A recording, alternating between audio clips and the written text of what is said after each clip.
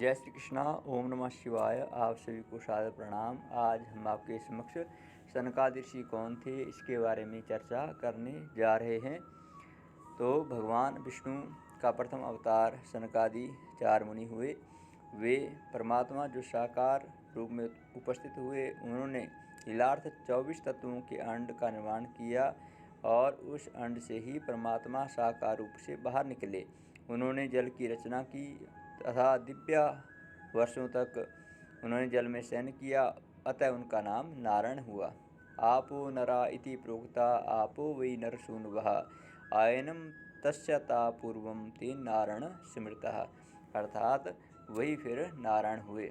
तो जब सृष्टि के प्रारंभ करने के लिए ब्रह्मा जी जैसे ही रचना का प्रारंभ करना चाहा, तो उन्होंने संकल्प करते ही 4 कुमार उनके उत्पन्न हुए, जिनका नाम सनक, सनंदन, सनातन एवं सनत कुमार हुआ।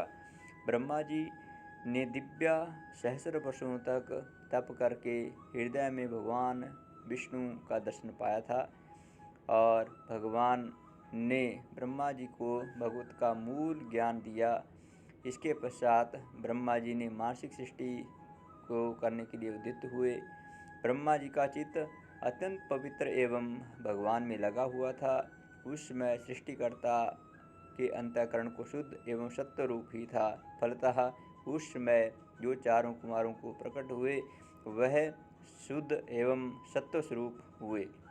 उनके रजोगुण एवं तमोगुण बिल्कुल नहीं थे और ना ही उनमें किसी प्रकार का प्रमाद, निद्रा, आलस्य आदि थे और ना ही सृष्टि कार्य की प्रवृत्ति थी।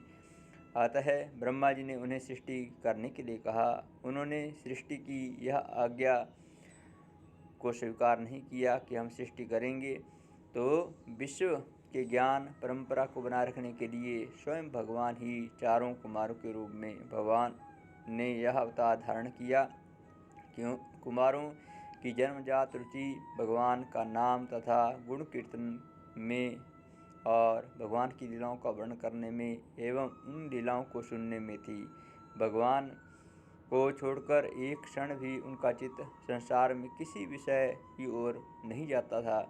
ऐसे सहज स्वभाव सिद्ध विरक्त भला कैसे सृष्टि और कार्य में लग जाते।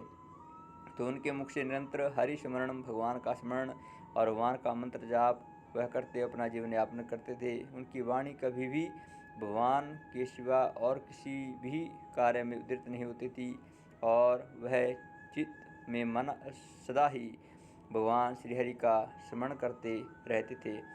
क्योंकि इसका फल यह हुआ कि 4 कुमार के ऊपर काल का कोई भी प्रभाव कभी नहीं पड़ा और वह सदा 5 वर्ष की अवस्था में ही बने रहे।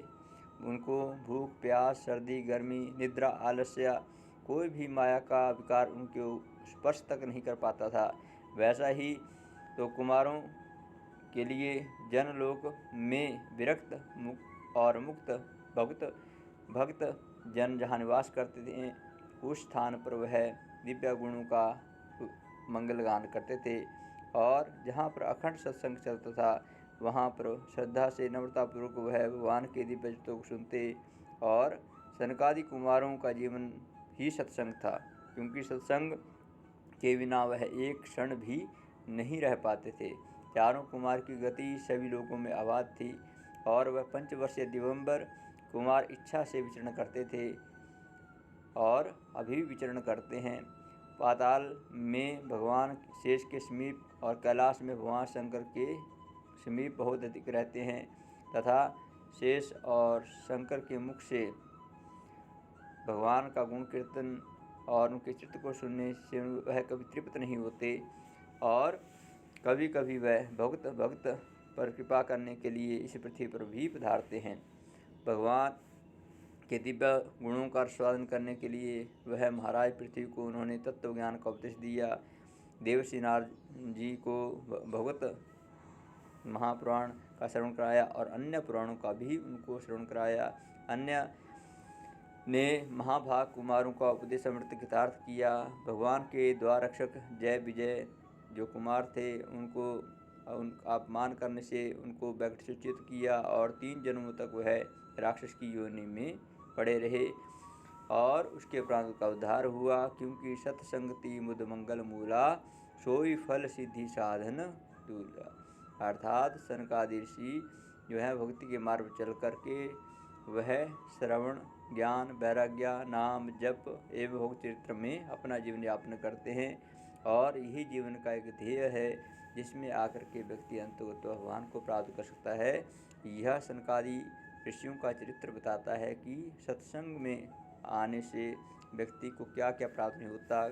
जिस प्रकार से ध्रुव, प्रहलाद आदि अनेक महान भक्त हुए जिन्होंने भगवान का स्मरण किया और अंततः भगवान को प्राप्त किया। यह सनकादि ऋषियों का ही चरित्र है जो जीवन को भक्ति में मार्ग पर व्यक्ति को ले चलता है। आशा करता हूँ कि आपको सनकादि कुमारों के जीवन परिचय के बारे में जानकारी अत्यंत उपयोगी सिद्ध होगी। आप हमारे इस चैनल को सब्सक्राइब करिए और अपने मित्र परिजनों के साथ इसे अवश्य शेयर करें। जय श्री कृष्णा। ओम नमः शिवाय।